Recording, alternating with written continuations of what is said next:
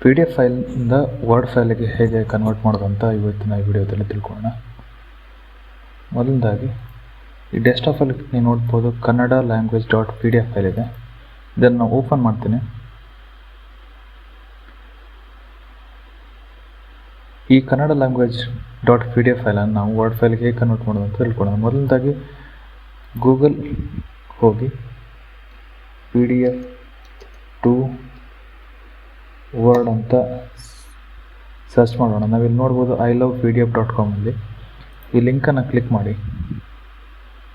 So ನೀವು ಇದು ಥರ ಕಾಣ್ಕೊಳ್ಳುತ್ತೆ P D F to word converter ಅಂತ. ಈ ಬಟನ್ ಮೇಲೆ ಕ್ಲಿಕ್ ಮಾಡಿದ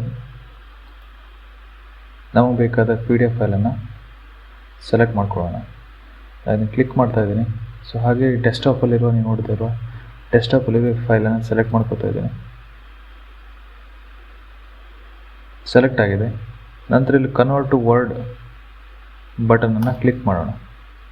ಸೊ ಈಗ converting to P D F to word ಆಗ್ತಾ ಇದೆ.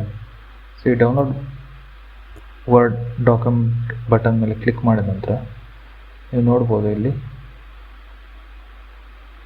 Kannada language doc file download ಆಗಿದೆ. ಸೊ ನಾನು ಈ ಫೈಲನ್ನು ಓಪನ್ ಮಾಡೋಣ. ವರ್ಡ್ಗೆ ಹೋಗ್ತಾ ಇದ್ದೀನಿ. ಓಪನ್ ಫೈಲ್ ಕ್ಲಿಕ್ ಮಾಡಿ ಡೌನ್ಲೋಡ್ ಫೋಲ್ಡರ್ಗೆ ಹೋಗಿ ಈ ಡೌನ್ಲೋಡ್ ಆಗಿರುವ ಡಾಕ್ಯುಮೆಂಟನ್ನು ಓಪನ್ ಮಾಡ್ತಾ ಇದ್ದೀನಿ.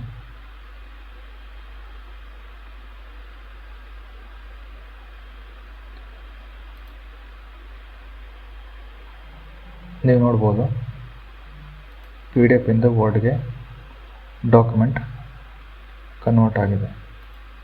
ಸೊ ಇದು ಪಿ ಡಿ ಎಫ್ ಫೈಲು, ಇದು ವರ್ಡ್ ಫೈಲ್. ಈ ವರ್ಡ್ ಫೈಲನ್ನು ನಮಗೆ ಬೇಕಾದ ಥರ ನಾವು ಎಡಿಟ್ ಮಾಡ್ಕೋಬೋದು. ಫಾಂಟನ್ನು ಚೇಂಜ್ ಮಾಡ್ಕೋಬೋದು, ಅಂಡರ್ಲೈನ್, ಕಲರ್ ಚೇಂಜ್, ಈ ಥರ ಆಪ್ರೇಷನ್ಸನ್ನು ಈ ವರ್ಡ್ ಫೈಲ್ ಮೇಲೆ ಮಾಡ್ಬೋದು.